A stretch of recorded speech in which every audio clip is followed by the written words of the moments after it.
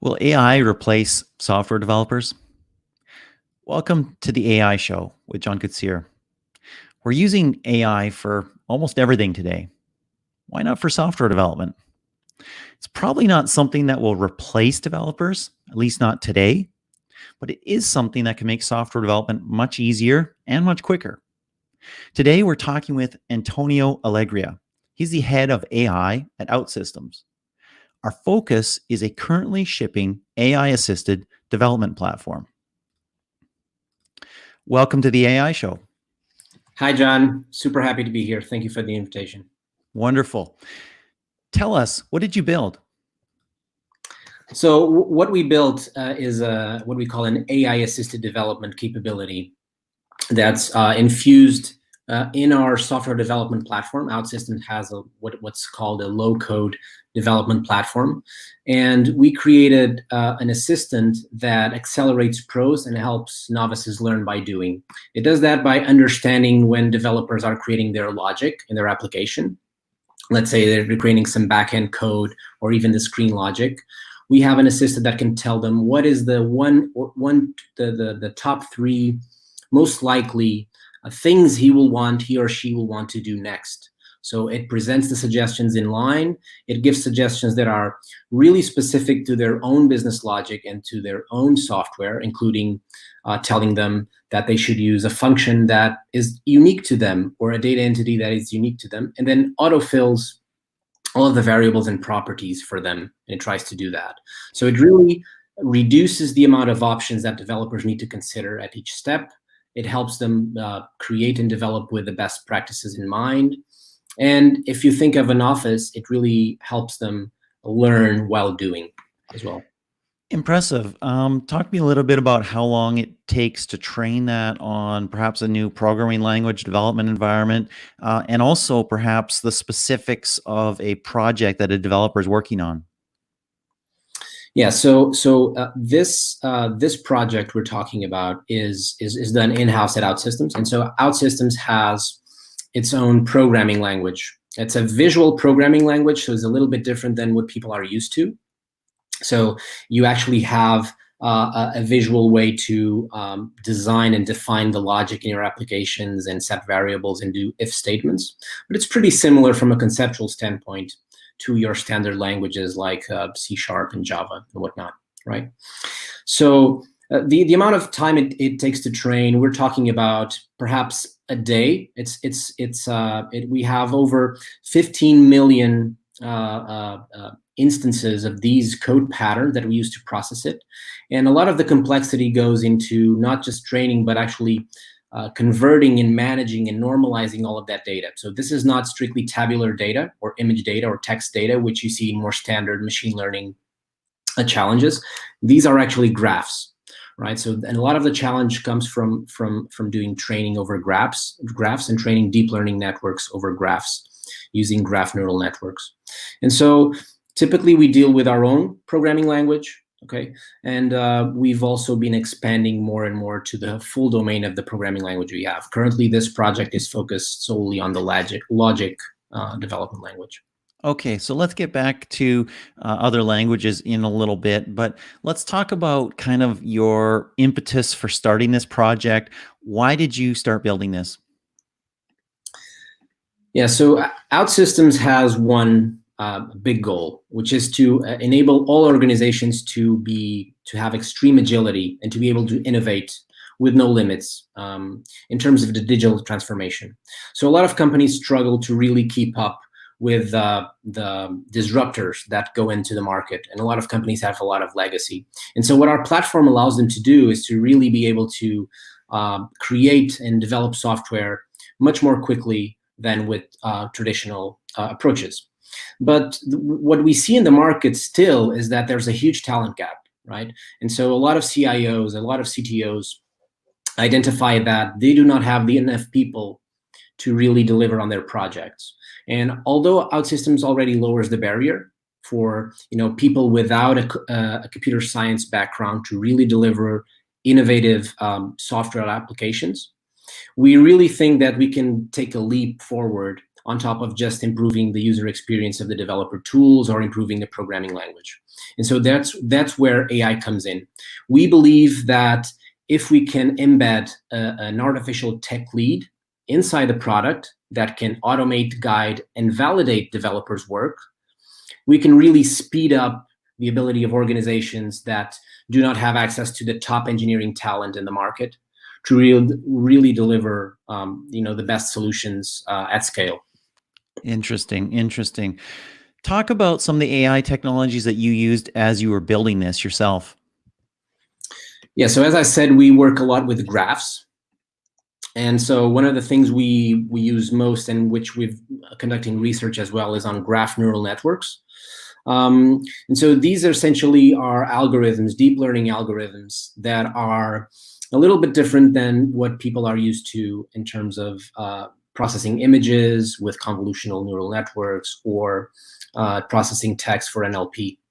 So these networks shift a lot of the complexity in terms of when you're designing and modeling these systems, not strictly on the architecture itself from deep learning, but on making sure that you're modeling the data as best as possible in a very complete graph.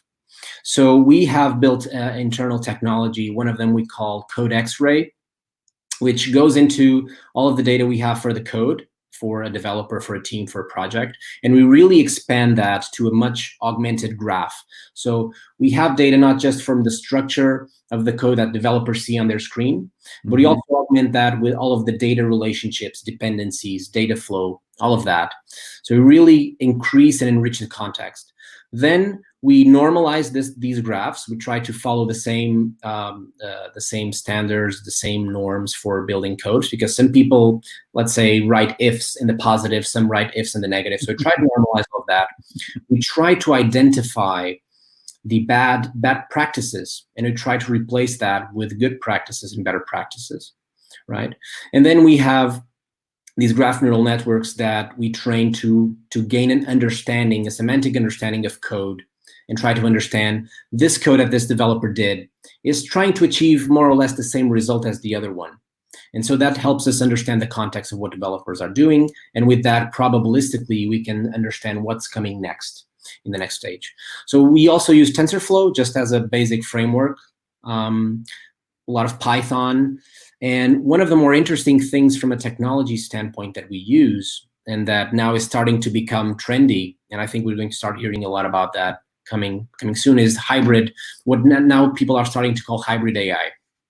So we not only use deep learning, but we use more classical logic-based AI systems, namely automated reasoning, to really complement the statistical and probabilistic and uncertain capabilities that deep learning brings.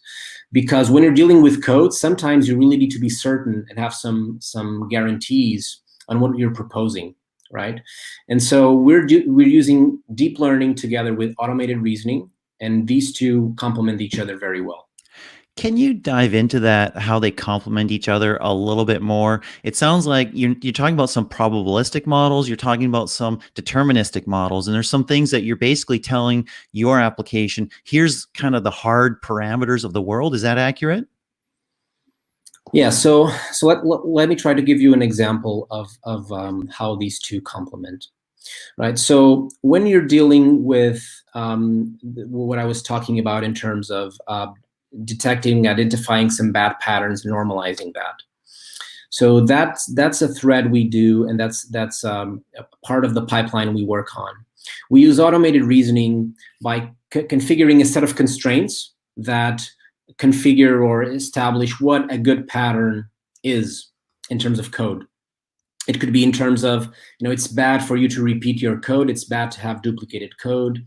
And so we use automated reasoning, which does not require you to label the data. And that's one of the big advantages. You just need to, with experts, you just kind of need to set what are the constraints, what are the things you value in code.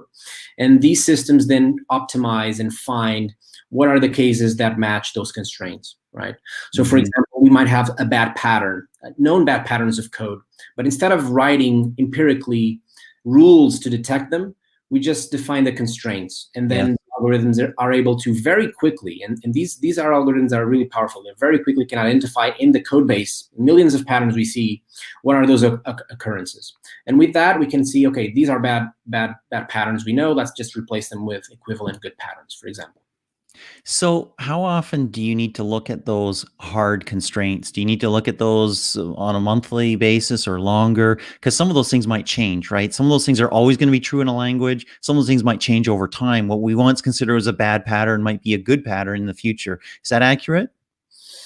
Yeah, so we're not yet at that stage. So we're at the stage where we're starting to build, we're starting to encode all of the known patterns we've kind of created as a company. Our experts, our architects that we provide to companies, we're trying to encode them as these constraints.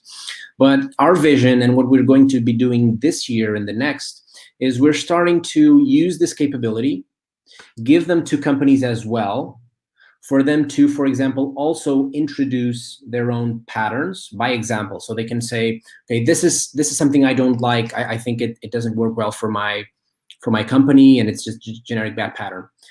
So then what we do is we use probabilistic models and graph representation models with deep learning to start getting a feedback loop of what patterns like this company and that company identify. These are actually more or less the same. Mm-hmm. And then we have kind of a feedback loop system where we have experts looking at them, and they can groom the examples. So our goal is to move from setting the constraints by hand, but providing these patterns by example. Nice. When we start having patterns being provided by example, we start creating a feedback loop. And then with that, you can build machine learning on top of that. And that's where the real power comes in. So we're trying to build for scalably learning about code and learning about the qualities. Very cool. Very cool. So as you look back at your project to date so far, what are some of the key challenges or problems that you faced as you're building it out? Yeah, so interestingly, some of the biggest challenges we have are actually not strictly related with AI. Although we are dealing with a very emerging area of AI, even in terms of processing graphs and code, and there's a lot of challenges, but we have a great research team and collaborations with universities to drive that. But what we found is that sometimes we have the AI capability to do the right predictions with high accuracy, but it's not always easy to find the best user experience to expose this in the product, especially when you're dealing with probabilistic suggestions. And especially when we're dealing with developers, and you have many different kinds of developers. You have the uber experts and you have the novices. Now, the uber experts, they don't really want you to change the way they work. And you really need to provide something that is doesn't get in their way. But on the novices side, you really want to handhold them through the path. So there's a big challenges there. So for example, I was talking about the project where we're applying these techniques to logic. So this is your backend code. But the UI is actually where people talk to us a lot about. They struggle with the UI, maybe doing the layout or what's the best UI component to use. And we realize that that's a big opportunity, and we believe that the capabilities we have could help there. But it's still not clear to us what's the best way to expose in the development platform assistant in that way. So that's one of the challenges. The way we solve it is by working really closely together with the product experience people, product designers, product managers. So they work together and very closely with the research team, with the AI team. And we try as soon as possible, as we have a baseline model, to try to integrate it in the product and start getting feedback, start experimenting with users.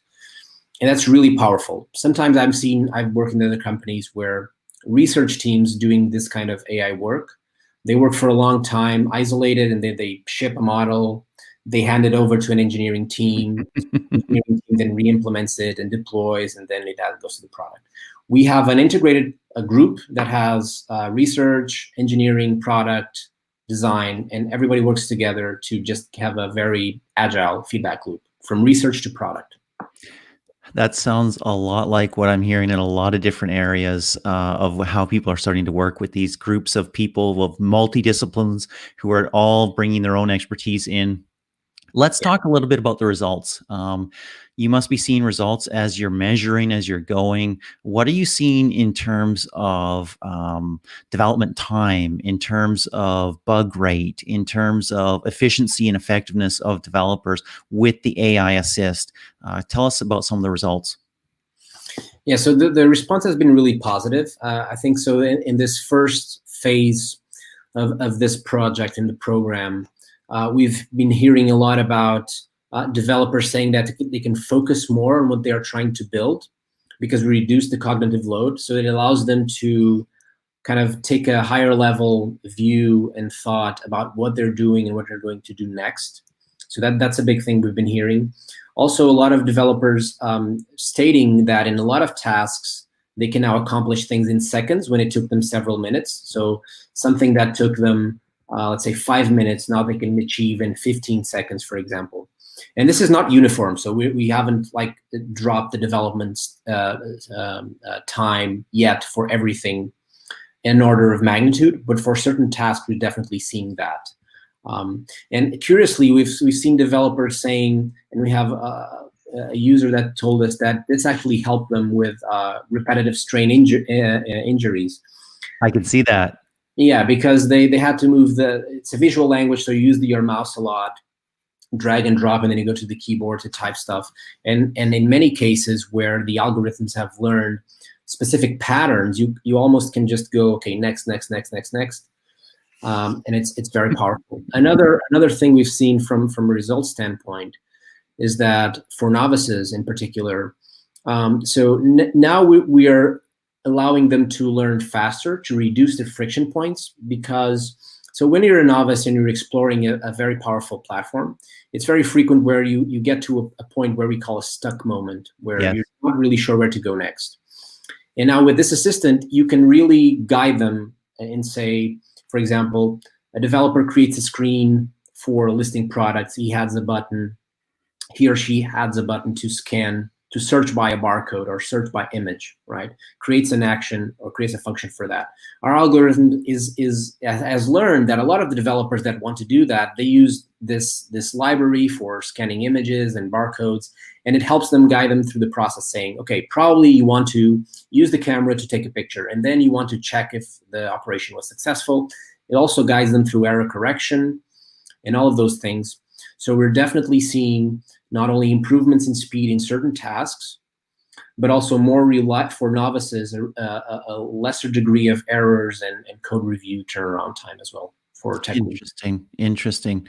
So talk to us about the current status of the project and maybe talk a little bit about the next languages that you're looking at. Yeah, so what we're focused on right now, we've been shipping every week improvements to this capability I've been talking about. And we're expanding, mostly our focus is on expanding this investment in this, using AI to assist other areas of the development process. And so what we've been focusing now is on the quality side of it. So not strictly on speed, but on quality.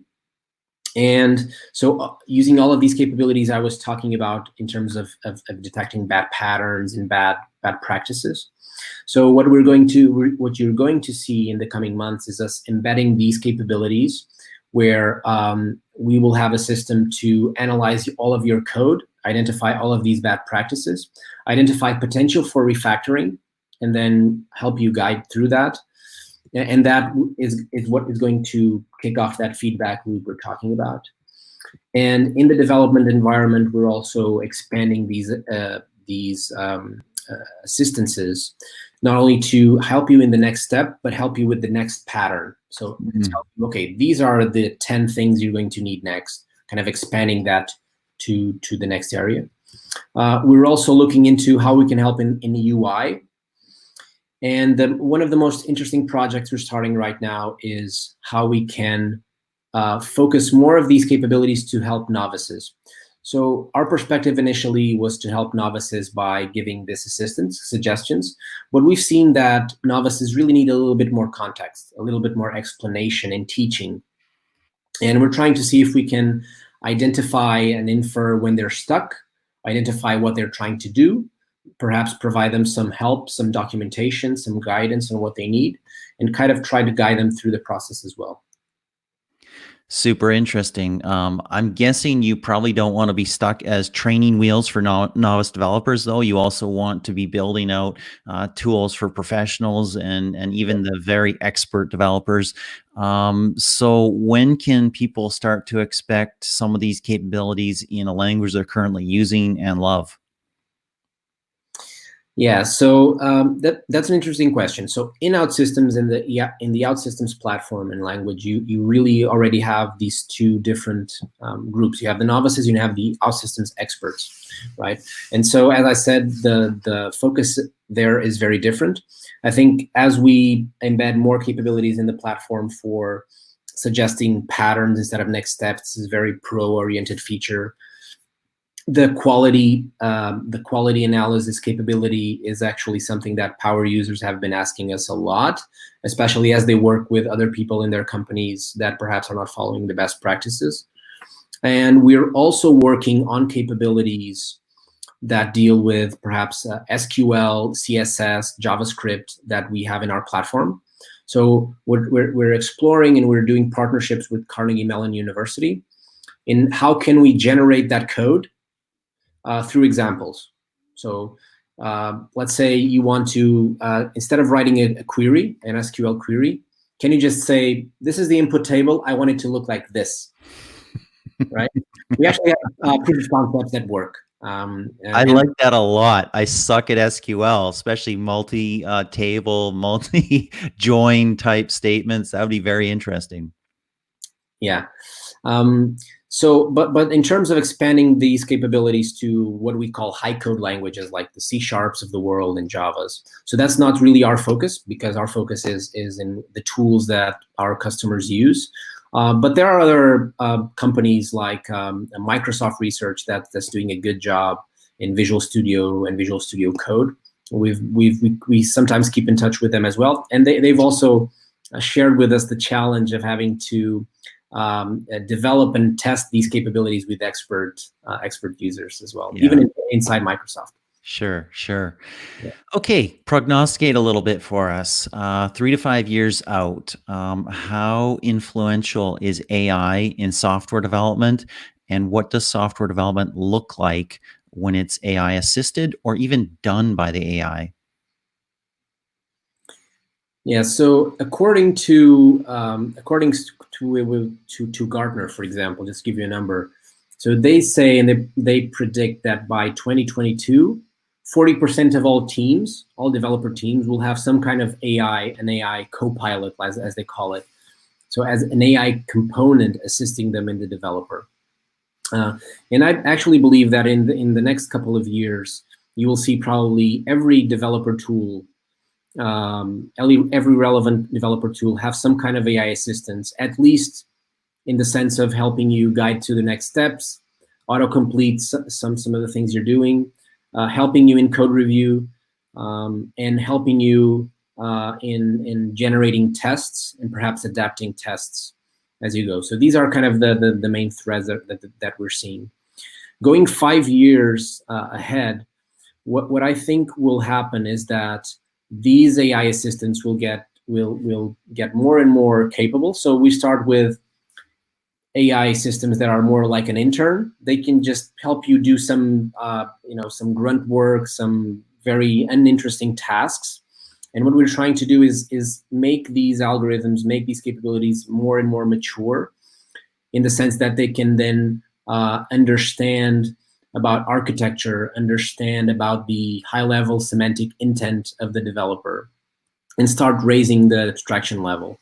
And what I think will happen is that a lot of the grunt work is going to be probably, if not completely eliminated, it's going to be automated in a big way.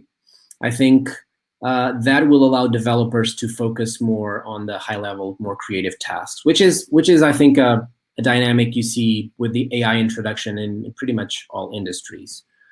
Yeah, that makes sense. Yeah, there's a big, I think, a driver as these things evolve. I mean, if you think about replacing developers, I think that's a long way off, because if you get to that point, you actually achieved AGI in a sense, Yes, perhaps. right? Yeah. So this could be a path towards AGI. Yeah, if we make AGI, we probably made more than many more things in software development unnecessary. Right. Wonderful. Well, thank you so much for joining us on the AI show. Well, thank you for the invitation. It was a pleasure, and I hope your audience enjoys this conversation as well. Wonderful. Yeah. And for everybody who's joining us on the podcast or on the video, thank you for joining us. Whatever platform you're on, please like it, subscribe, share, comment. If you're on the podcast later on, please rate it and review it. Thanks so much. Until next time, this is John Kutsier with the AI Show. Thank you, John. Thank you.